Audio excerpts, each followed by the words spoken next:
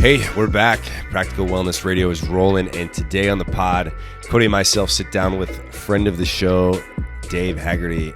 If you listen to the show regularly, Dave had been on our show before, so we thought we'd have him back. He's always a great talk. He's always a great listen.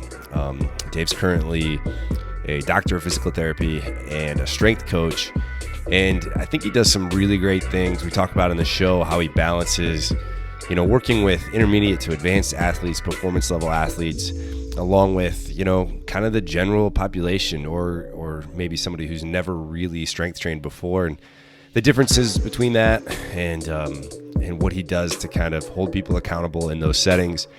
Also, I'm not sure if we mentioned it on the show, but you should check out Dave's Instagram. He's kind of killing it on the old Insta-G. And his handle on Instagram is dave.strengthandkindness, all spelled out, dave.strengthandkindness. And hope you guys enjoy the show.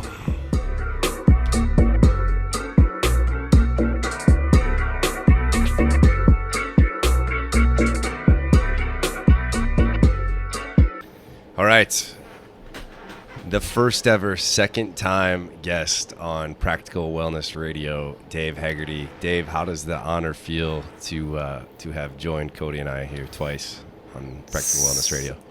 Super good, super prestigious. I'm amazed. I thought you'd have somebody else on for a second time before me. No, it's you, man. Cody's gonna make a plaque. I think if we get to 5, maybe he'll get you a plaque. Yeah, I'll take Cody's belt squat instead. Don't make a plaque. Wow, that's quite the prize. Just bring that over. Quite the belt prize. Squat is, I jump on it every time I go to Iowa City. Like, that's just part of my checklist. Like, I come to say hi to Cody while I belt squat. But yeah, that's really what Cody's good for. It's the best. So Dave and I were on here first, and Cody jumped in just a few minutes before we started recording, and I forgot to bring it up, but I wanted to say to Dave, I was like, Dave, what kind of money we're going to put on that? Cody's wearing some sort of tie-dyed t-shirt before he jumps on, and I didn't get time to say it. Cody jumped in, and he is in fact wearing some type of tie-dyed shirt. It's your weekend shirt, right? We're recording this on a Saturday. Cody is a It's like I don't have anywhere to go. Like, I don't plan on going anywhere. It's like I'm in for the day. I've already worked out or won't be working out particularly that day. It's just my chill vibe. Is it tie-dye or is it like flannel? I mean, not flannel, camo. It's I don't know. like camo. Yeah. It's like almost like cloudy. I don't know. Yeah. Who knows? It hinges kind of on either side of that. I'm with you, Dave. Dave, is that a Peloton behind you? No, it's a Schwinn IC4. Oh, it is I don't know what that is. It's the Schwinn equivalent, but it's just like half as much. Okay, nice. I was going to ask you to give us a review, like a strength coach kind of review on the Peloton, but let's give us what's the strength. He had a post not too long ago. I did a post. Oh, okay. It was satirical, mostly. Like, the Peloton's a good indoor trainer. Like, what we have is awesome because it's half the price and you could potentially download the app. And you don't have to upgrade every few years, right? Because that's going to be part of it. I like it. I just do like a 5 to 10 minute ride as a warm up every day. So yeah. It's a good bike. Half the price, like $850 or something like that, and it's really sturdy.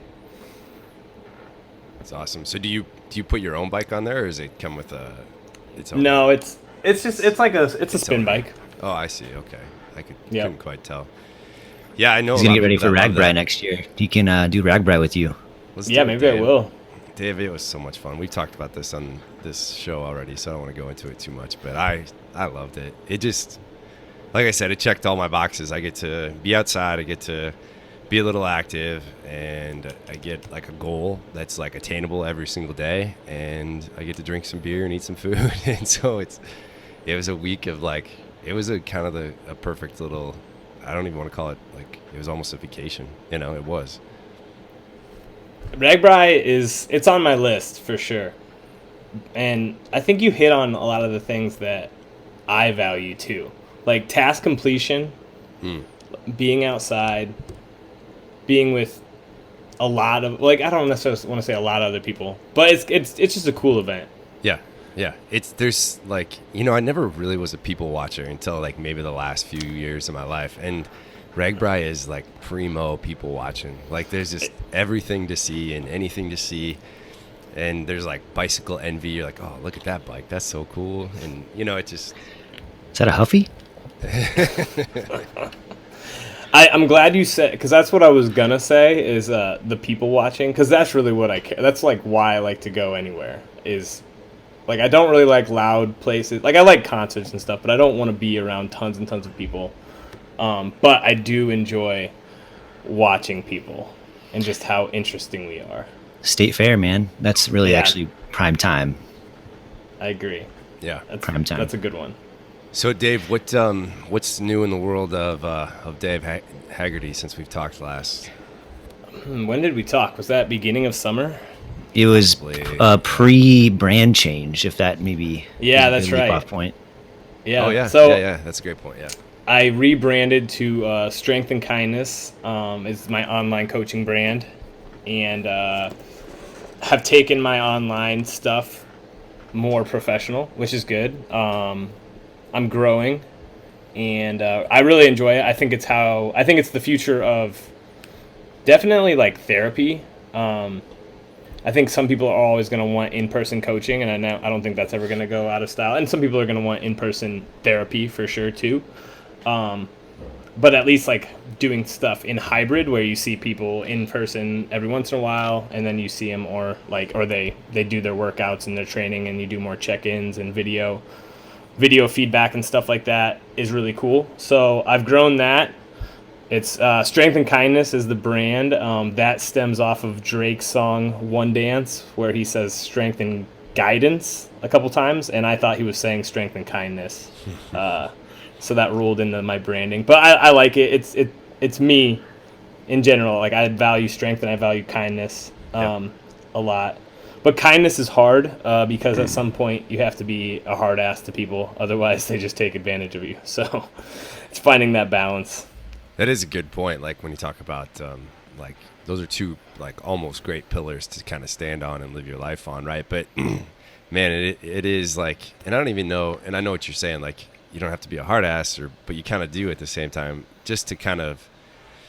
I always used to think that like where does like so we're getting deep already, right? But like where does like respect? This is what we do. Yeah, where does like respect stem from? Like where does respect? Like a lot of people will respect somebody who kind of takes the high road all the time and develops like extra and additional kindness than maybe the situation even calls for, and it's probably even easier to live with yourself sometimes if that's the route you're working towards. But like at some point you just have to like hold people accountable for whatever it is, and that is a thin line to walk, especially when you're in the situation like you are, Dave, where you're kind of trying to and again, kudos for developing all of this, because I know it's a lot of work. And if in 2021, if you're not trying to develop some sort of online presence, you're probably behind the eight ball already. But what are some things that you do to kind of balance some of that kindness, but with also like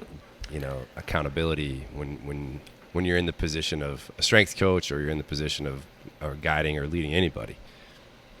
That's a very good question. I think it's have you guys seen there's like a meme that's gone around the last couple of weeks, and it's like a 24-year-old blonde, white fitness female, like saying everyone has 24 hours a day in a day, and then it's like, she's saying that to a 40-year-old mom of 4 who's got a job and taking care of 4 kids, and it's like the standard, yes, we all have 24 hours in a day, but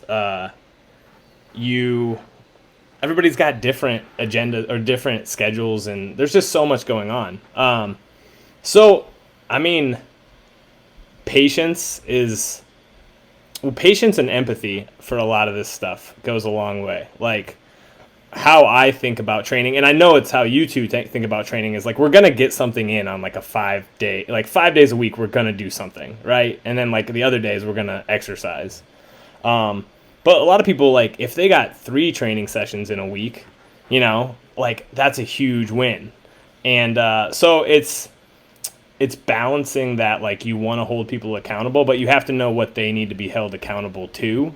And then, like, figuring out a lot of what I've done in the last month, I've kind of just, I sat back and assessed things, and people are just already overwhelmed with stuff they have to do. And part of being a good coach is asking a lot of questions, but you got to, like, really refine that down to, like, what are the 2 or 3 questions that are meaningful to people, to ultimately, like, figure out what they want so you can help them reach their goals. And that's tricky too. And I try to touch base with everybody on a regular basis and, like, get a feel for the trajectory they're heading in. And that really is, like, that's what coaching is. Like, there's kind of 2 facets of it. It's like figuring out what people really want and helping them achieve that. And then me giving them the confidence that I have in their ability to do it. Does that make sense? Mm-hmm. Like, yeah. We are all our own, like, biggest critic. Like, and I know you two are also like this as well. It's like we put the most limits on ourselves. If any of us were like, if, like, Cody said he wanted to squat 500 pounds, which Cody says he doesn't want to do, but I would believe in his ability to do it. It might take him 3 or 4 years or 5 years or 10 years, but I would believe in his ability to do it. But Cody wouldn't believe in his ability to do it. Right, so that it's irrelevant. Yeah. But you have to, I put this on a post a while ago, and on my Instagram, it's like, good coaching is believing in someone long enough for them to start believing in themselves, right? And, like, does that make sense to you guys? Yeah. Yeah. But that's hard, and people are like, well, is that worth anything? Well, that's worth a ton to me, like, if it means that I'm going to actually, like, make progress and hit my goals. So, and I need feedback on that journey as well, but it's tricky. And online is a different, like, arena too. So we've all coached in person and had that, like, you get the instant feedback. I think you mentioned this, like, multiple times, Ted, like, you get that closed loop, right? Like, I say something to somebody, they understand it, they execute, and then you know that it was successful, right? Whereas when you're online, it's like, it's great because it allows some self-exploration, for lack of a better word, right? And but it's hard because I don't know if my cue worked, if the feedback I'm giving is hitting right away, until a little bit later. But that's one of the big challenges. Yeah. What do your check-ins look like for your online clients? You said, you try to check in with them at least once, maybe twice a week, navigating the trajectory a little bit. What does that look like, though, in practice? That's a great question. It a lot of times looks like I hit people up on one of 3 things, which I use True Coach as, like, my online coaching, like, programming. So there's a lot of, like, direct communication through the app.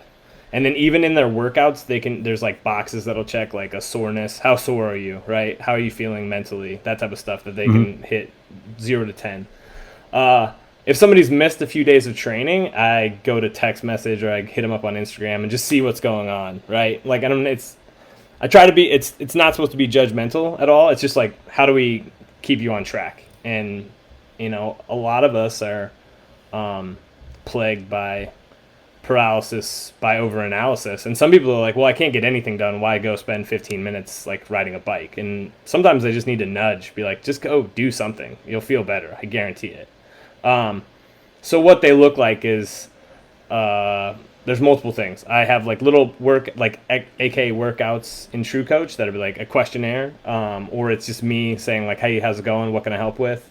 Or I have Google Forms, that I will send somebody a quick, like, fillable survey to just, communication is the biggest piece of it. Like, the more I communicate with my coach, the better things typically go, because I understand what he's programming for, and the better my clients and athletes communicate with me, the better I know which direction we need to go in and how to help them. So, but that takes time and energy. That it does, and that's what I try to relay to my remote clients, is if you're not, like, communicating with me, like, I need that bounce back, right? I'm going to, toss you the ball, but you have to always give it back to me so we can have this dialogue back and forth. If it's just kind of this obscure, me sending you stuff and then you're either checking the boxes or you're not, but you're not giving me any of the feedback, then this is going to be suboptimal. Yeah. And it's hard. Like, I mean, look at everything in our lives is built on decreasing the energy it takes to do everything. Like smartphones, bam, feedback loop, instant. But the problem with that stuff is it's not, a lot of things don't actually help people get the progress that they want to make. Like the Peloton app is great. If you just want to like ride a bike 5 times a week and whatever, like great. Is that going to help you squat 315 pounds? No, it's not. And a lot of people want to do that. They just don't know how to make the commitment, or they don't know how to get there. And so we always take, we don't always, but a lot of us, we all do it. We take the easy path as often as possible. And even like I just did a workout on my programming, and I was trying to type as minimal as possible, right, to report back to my coach on like how I was doing and whatnot. So right, it's a constant thing. I think what people value the most though is that their workouts are over time individualized to them, and like the things they like, but also the things that are going to help them make progress. And then I'm super persistent. So I'm going to try not to be an annoying turd, right? But I'm going to like check in with them. If you miss 3 days in a row, they know they're going to get like a call. So. Well, yeah. I mean, again, I think that's great. Like that's kind of what you were saying and alluding to earlier. Like, hey, Dave, he values strength and kindness, but like that's the accountability side of things too that you wanted to always kind of have and have in your back pocket. And I think any good coach will also offer that. Yeah, it's funny, you said a lot of things there. I'm thinking about, I'm definitely kind of in that bucket more of, I always was the like, I need to work out 5 times a week. I need to move 5 to 6 times a week. And now I'm closer to the 3 bucket.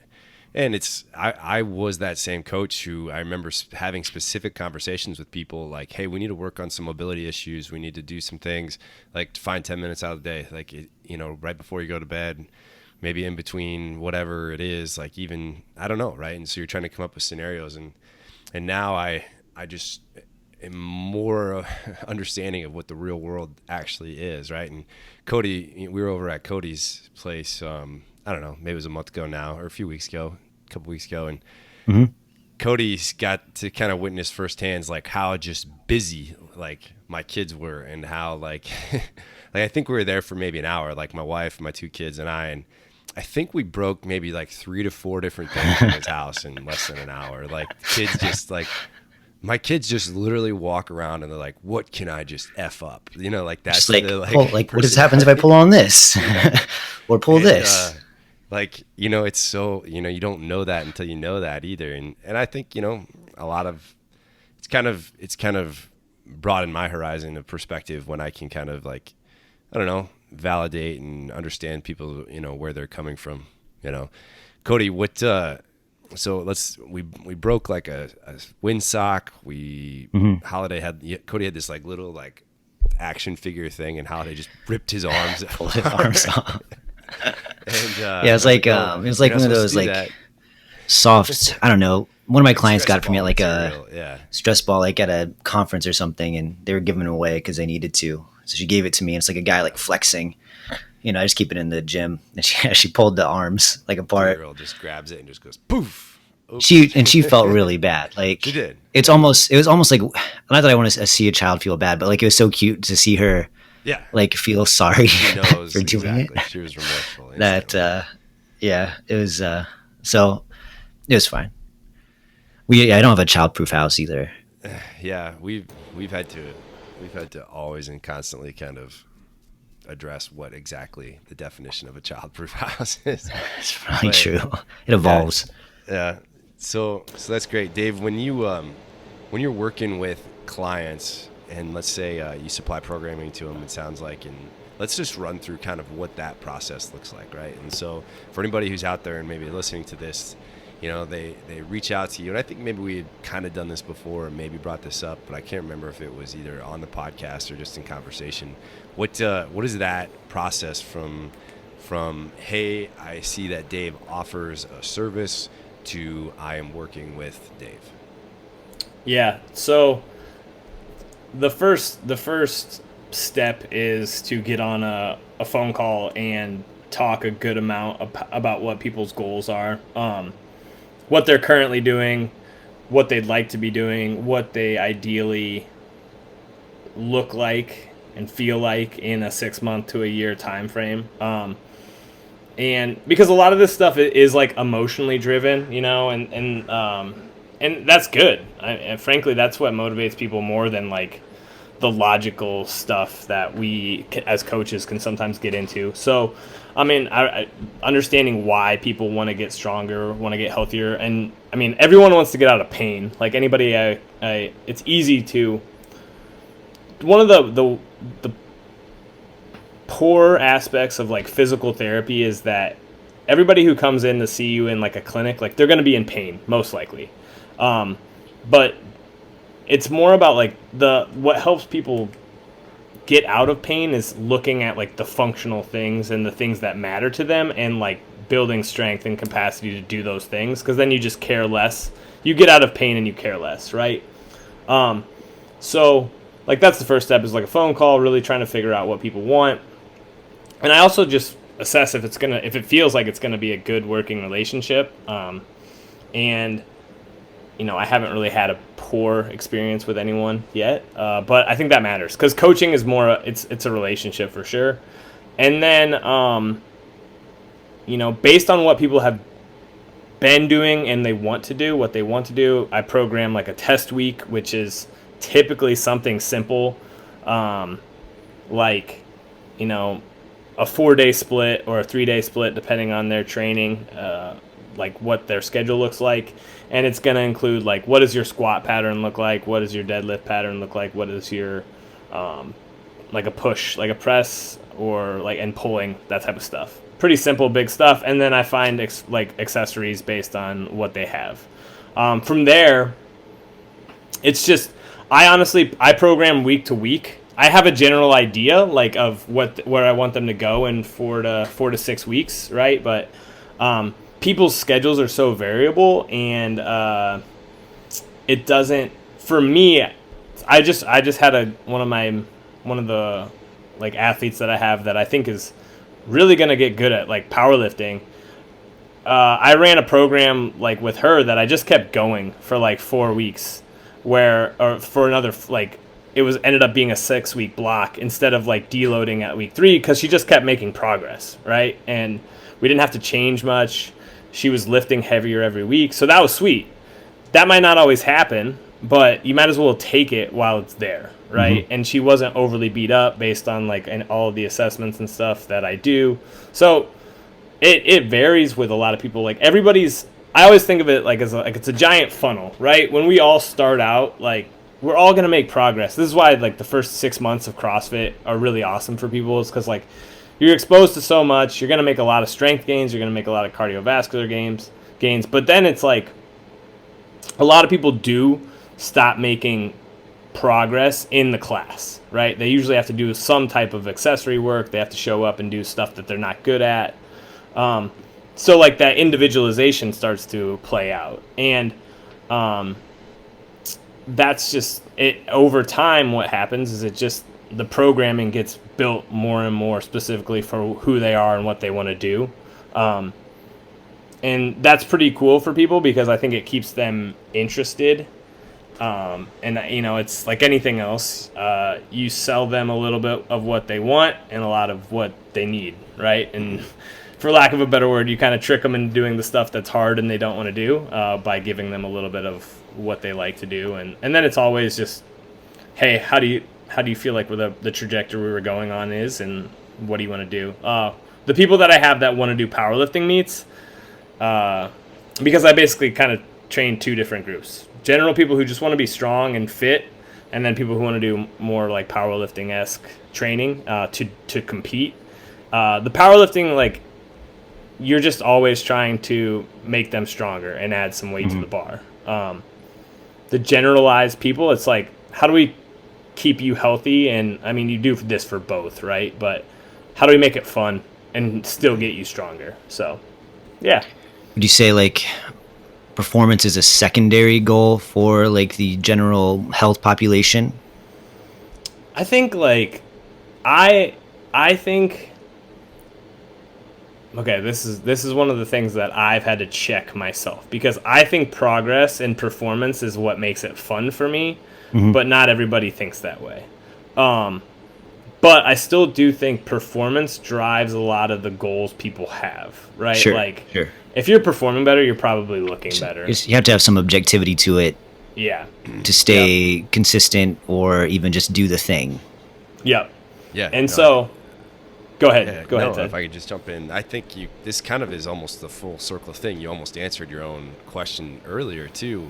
You know, when you brought this up, like the goals are either going to be emotional or logical, right? Mm-hmm. And sometimes, and with both buckets that you've kind of presented, like the performance-based athlete or the general health and wellness, athlete, like they both lean into the emotional, right, perspectives. Like the health and wellness person, might be like, hey, I want to look better in my clothes. I want to look better naked. I want to whatever. I want to lose weight.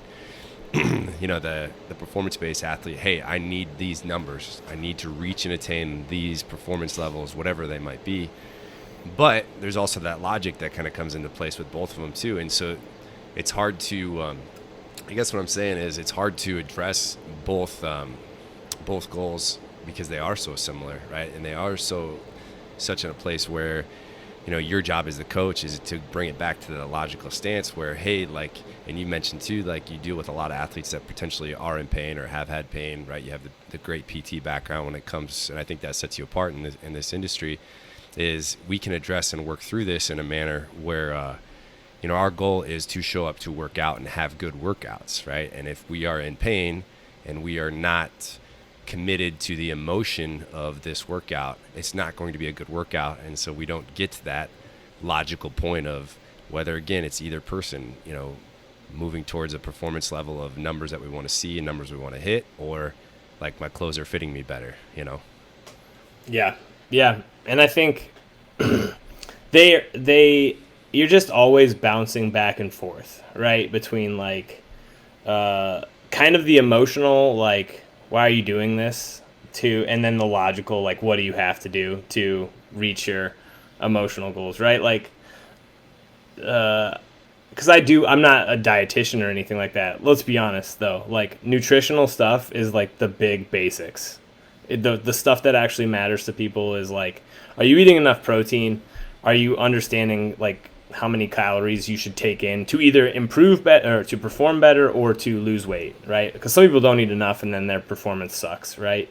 But like a lot of people they're like, oh, I can't eat that much protein, and I'm like, well, why? Why is it so hard? And I'm not, and you do that out of a kindness space, right? Yeah. Trying to be kind about it, because their programming is like been like, oh man, I have to drink 2 more like protein shakes a day. That's crazy. Like, but is it that hard, right? And I think we've all gotten to the point where like, well, it's not that hard. But when we first probably started doing it, it was. And it's the same with anything else. Like, somebody who doesn't love high volume like RDLs but has a weak back, or like, that's like their back is their problem when they deadlift. It's like, well, you need to do 4 sets of 15 RDLs at like a heavy weight, and that's going to suck, but it's ultimately going to improve your performance. And then you're also just like embracing something that's hard.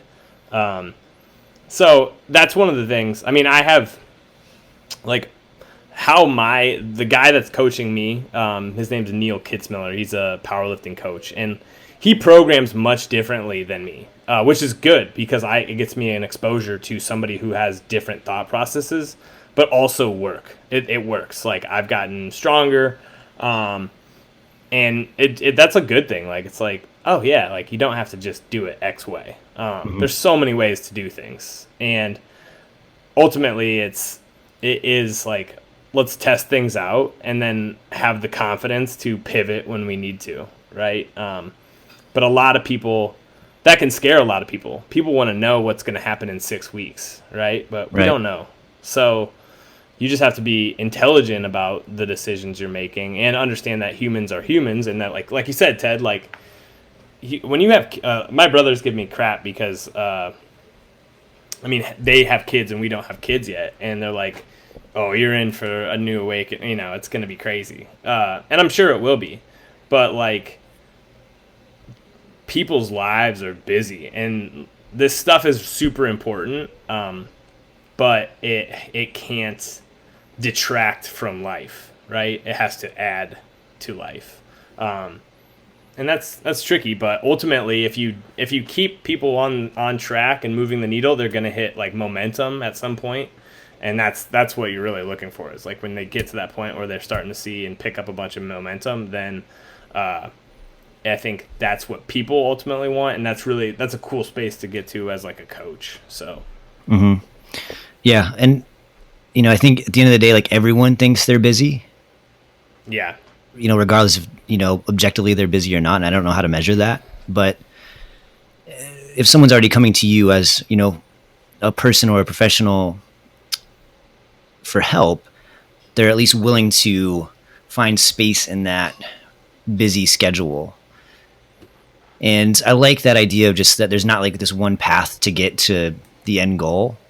Right. And even when I talk to my students about programming in my weight training class, I'm like, hey, like, I wish I could stand up here and say, this is how you do it.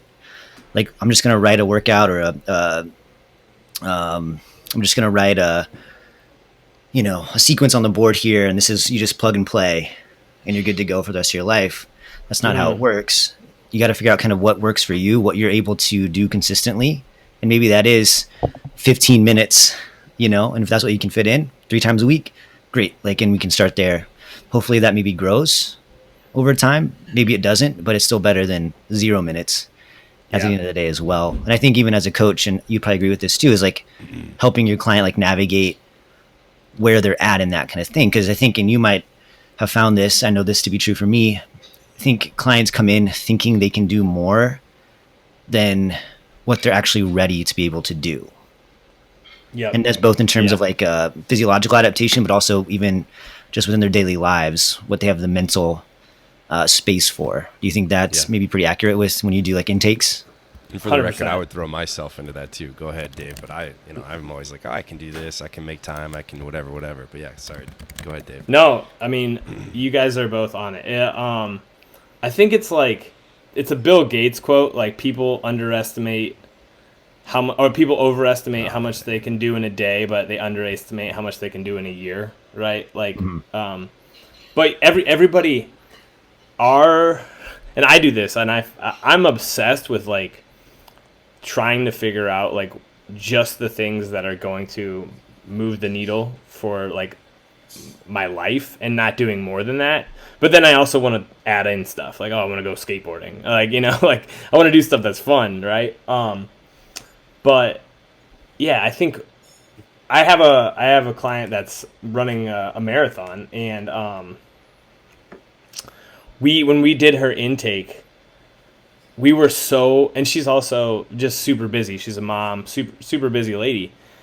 We both were so audacious with like what her training template could look like, and then it just got like wrecked by her life. Right. And we were both excited because it's like, oh yeah, you can still strength train a couple times a week. You can run 4 days, and then like the shit hits the fan, and you have to just like, okay, what's the best you can do right now? Yeah. What's the minimum effective dose? Right. Yeah. And you as a coach get caught up into that excitement too, especially with a new client. They're excited, so you're excited.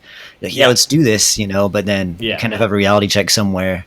Even I think that's fine as a coach too, but I know the client will eventually have a reality check at some point as well. There's going to be a barrier, a sticking point somewhere.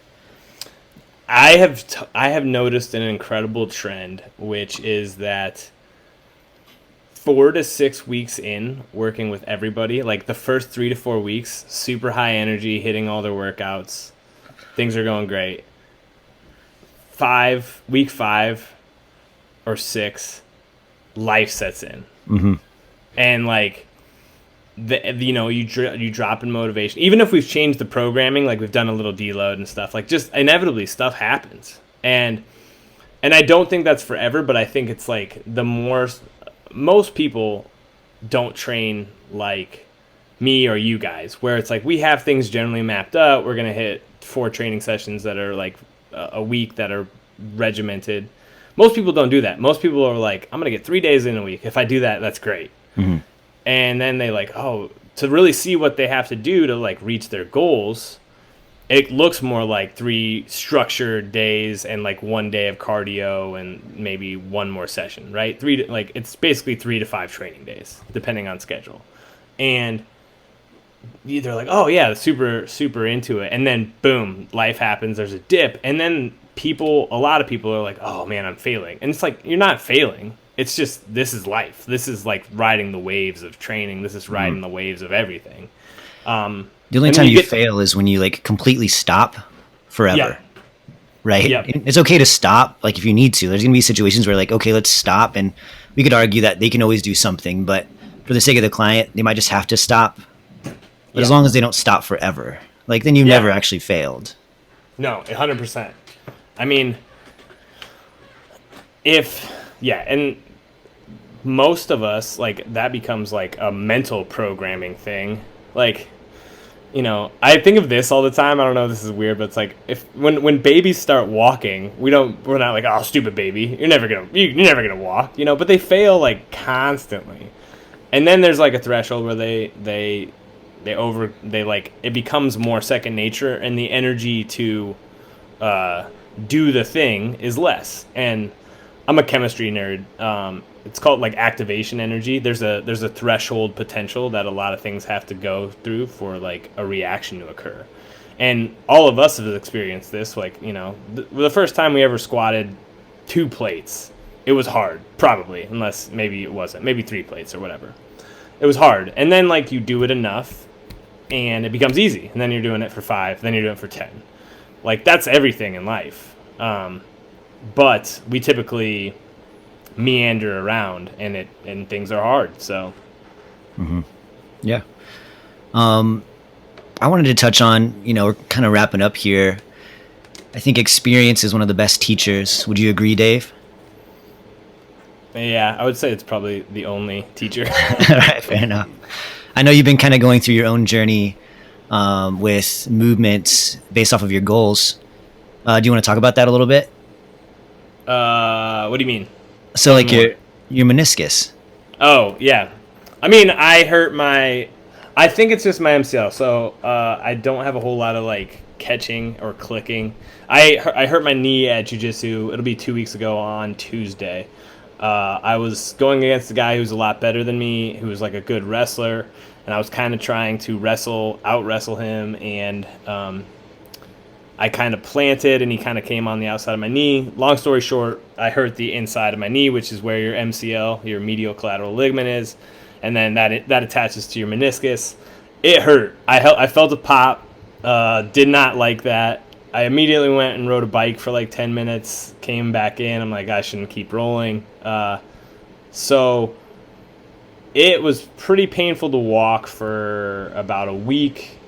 This last week, it started to calm down. The thing about it is, if what happened to me would have happened to a lot of other people, they would have went to the emergency room, probably been put in a splint and had an MRI. That's what I wanted to touch on, because I appreciate the way you handled it. Yeah.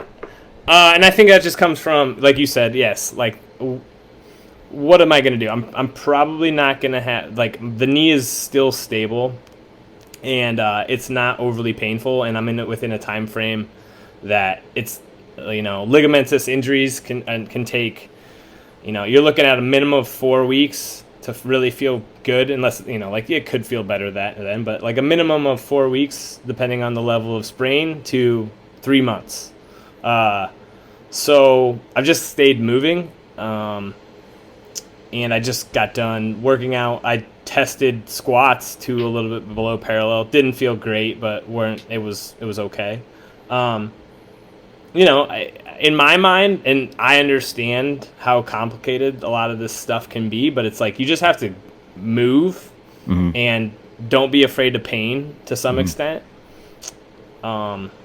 And let your body do what it knows how to do. And that's scary. Like, it hurt. I mean, I'm not going to lie. My wife was giving me crap because I was walking around and looking like a gimp. And my wife's also a therapist. And,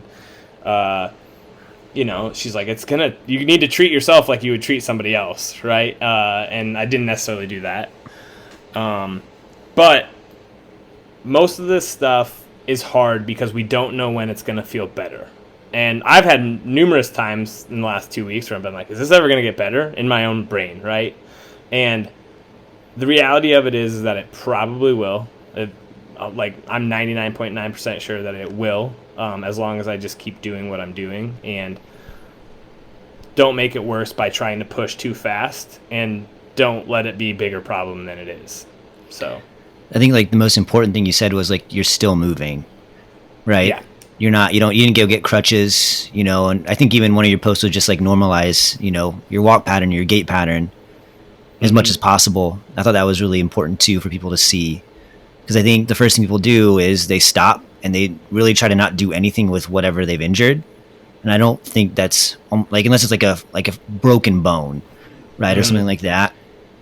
That's usually the last thing you want to do. I like to use the most is like, how much non-threatening movement can I get into this injured area, right? Yep. And so this is, I'm not the PT, Dave, you're the PT, but that's always kind of, so if anybody that listens to this regularly, Cody and I had a little friendly competition about doing the Murph workout earlier this year, and I sprained my ankle like a week and a half before it, right? And Murph has 2 miles of running, and I was like, this kind of sucks, whatever.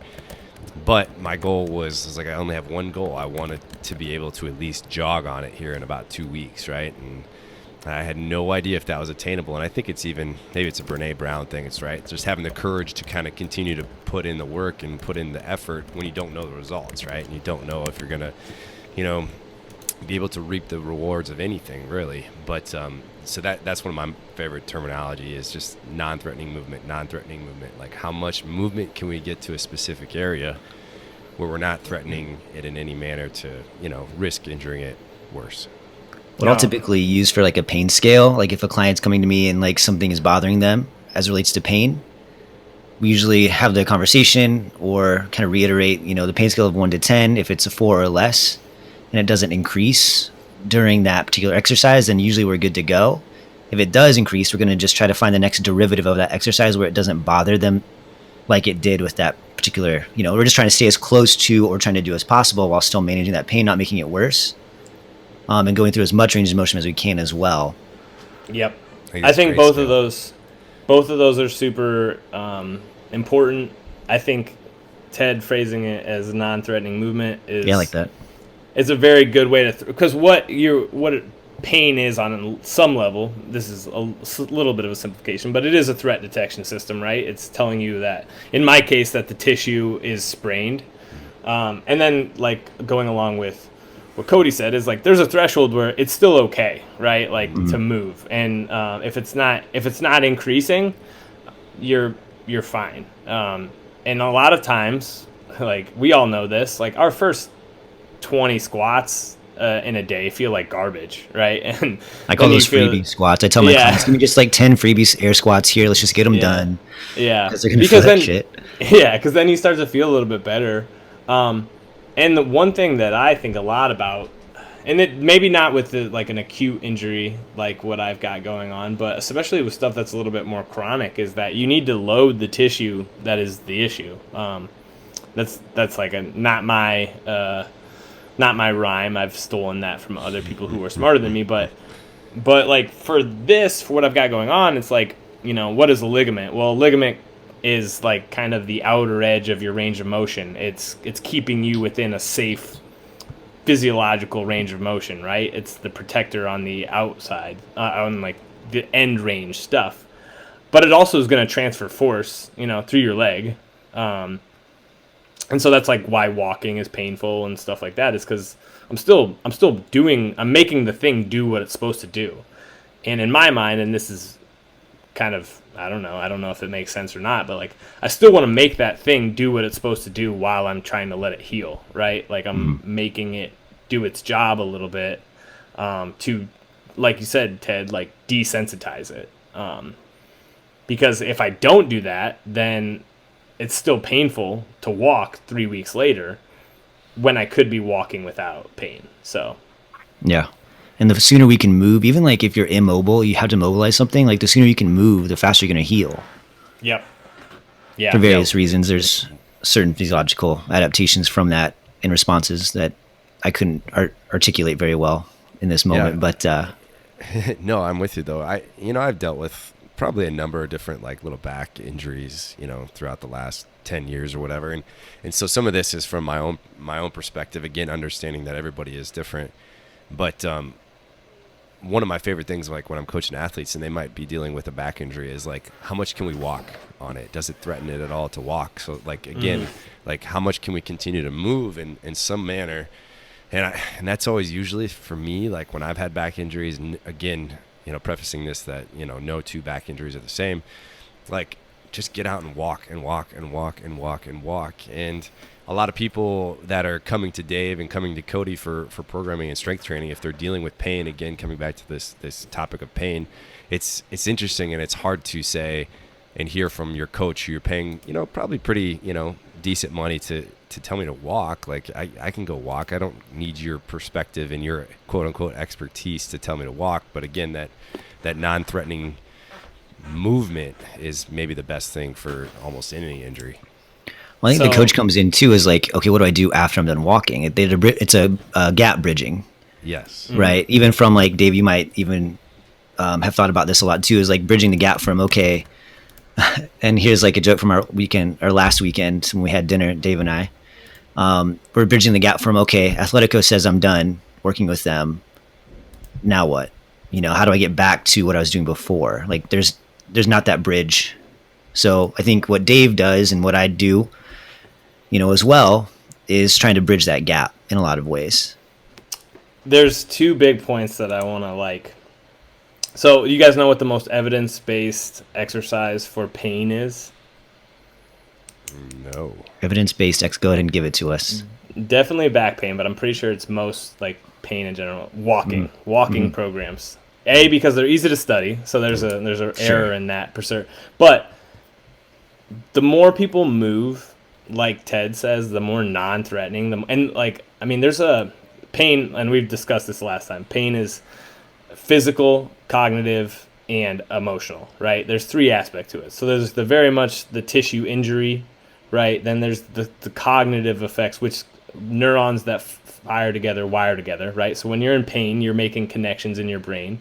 And then there's the emotional aspect of it, when you feel pain, it sucks. And you don't want to have it anymore. And you start worrying about how long it's going to last. And all those things you have to let go, right? To some degree. And that's a little bit meta on Wu Wei. But walking is just great. I walked 10,000 steps a day in September until I hurt my knee. And I leaned out and felt good. It was like meditation, right? I lost like 3 pounds. I felt leaner. And walking is the only, you're burning fat mostly when you walk, So that's great. The next thing I wanted to say is, excuse me, what people don't realize is that by interacting with a good PT on the front end right after they get injured or start to experience pain, if they heed our advice and walk more and relax and stay calm, we probably saved them $5,000 because if it keeps you out of going to the emergency room potentially or worrying about because what physicians are trained to do is use the things that they have, which are MRIs and that type of thing, Those imaging. Are their tools. Yep. Yeah, which aren't that great of tools, to be completely honest, for pain because it is so complicated. I know something was up with my knee. I don't need to go get an MRI, at least right now. If it still hurts in 3 months, I'm gonna do one of two things. Yeah, because it's not gonna kill me, and ligaments and tendons and that type of stuff heal. But the other big thing is I know that I have saved people from lumbar surgeries because I've just explained to them the nature of what's going on and what they can actually do about it. And if they do it, they avoid, like going down a road that isn't necessarily going to end well because you're searching for something that's not there. Yeah.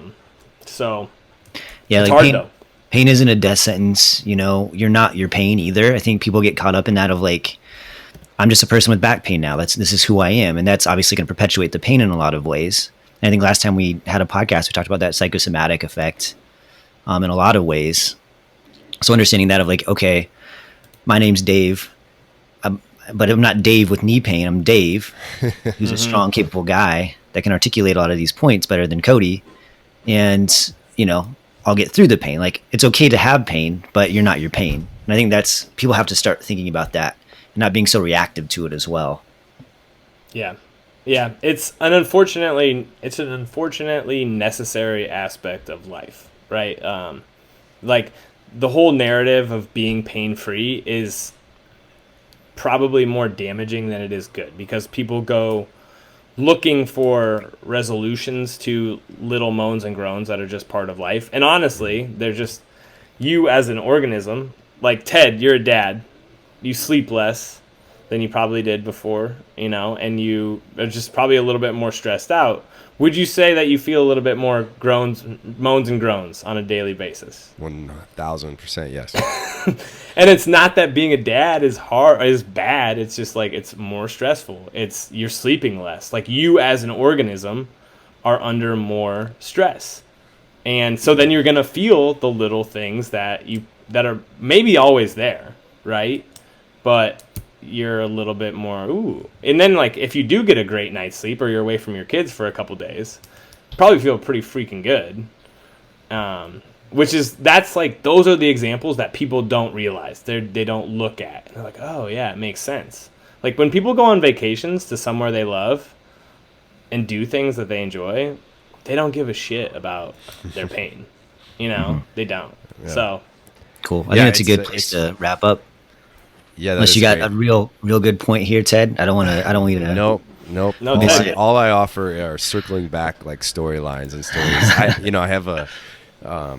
So the quick story is, to piggyback off that thought is, I've heard so many people be like, oh man, when I go to Mexico, I just sleep better, or I just feel so much better. The sun is just so good. I just think I need that a little bit, right? And that's exactly kind of the point that Dave's trying to make is, right, yeah, I'm sure it is great. Mexico or, somewhere tropical, is great. Well, you don't have the stress of your job. You don't have the stress of, mowing your lawn or whatever, taking out the garbage, all those little things that, aren't crazy additional stressors in your life, but they all do add up. And I think it's just important to kind of understand and realize that, again, when it comes to like having the courage to continue to show up when you know that you don't necessarily know the outcome, like pain isn't the death sentence, as you said before, Dave, like, and even Cody asked you earlier, the greatest teacher is maybe experience, and then to even like the next step is even failure, right? Like you're not a failure, Dave, because your knee got hurt doing, jiu-jitsu. But it was kind of a little step back, and it was an experience, and it was something that you've probably learned. Hey, maybe I'll take this, and I will really learn my lesson because I didn't get away with it. Yeah, I'm definitely gonna go back to jiu-jitsu with a different mentality, which isn't bad. What I think about what I was trying to do was like beyond my capacity, right? And when you try to do stuff beyond your capacity, that's typically when you get hurt. Yeah, that's like how you can define every injury ever is something, even like getting hit by a car, that's beyond your capacity to not be injured from. You know what I mean? Yeah, and in the particular guy... Yeah. Well, that's a good point, yeah. But the particular guy I was going against, it's like... And I didn't know... The hard part is like I didn't know this until what happened. Right, but that's a lot of things. Like we don't. It's the unknown unknowns, right? You don't know you're going to be in a car accident until you're in a car accident. Yeah. I will say I think the fact that I am generally stronger than a lot of people, probably, and I have a little bit more knowledge about like the body, but the fact that I'm generally stronger and in different condition than a lot of people probably kept and I can't guarantee this, but it's conjecture, but probably kept me from getting a real jacked up knee based Yeah, on it's- what happened. Safe assumption. Yeah. No, yeah, I think it's even more than an assumption. Yeah, I mean, I think it's it'd be hard to argue against that. A stronger body, it's gonna when it does break, it's gonna not break as bad, Yeah, or it's gonna heal faster, even, right? Since you are healthier than you would have, maybe someone else Yeah. that the same thing could have happened to. Your rate of recovery is gonna be better Yep. because Yeah. you have. Well, that's even just like going back to normalizing the gait. Like your body's stronger, so you can normalize your gait more effectively than if your body was weaker. If you had the same thing happen, Theoretically. right? It's all Theoretically, theory, but yeah. unless But we it's, have an it's alternate universe where Dave's weaker and didn't have a Yeah. mustache, We and should had the same explore that. injury. yeah. We can test it Bizarro, out. Dave. Yeah. All right. Well, thanks so much for coming on, Dave. Appreciate you taking the time to jump on with Cody and Hey. I. It's always a pleasure. Always good BSing with you guys. Bam. All right. Practical Wellness Radio. That's Cody. I'm Ted, and that was Dave. Thanks for listening.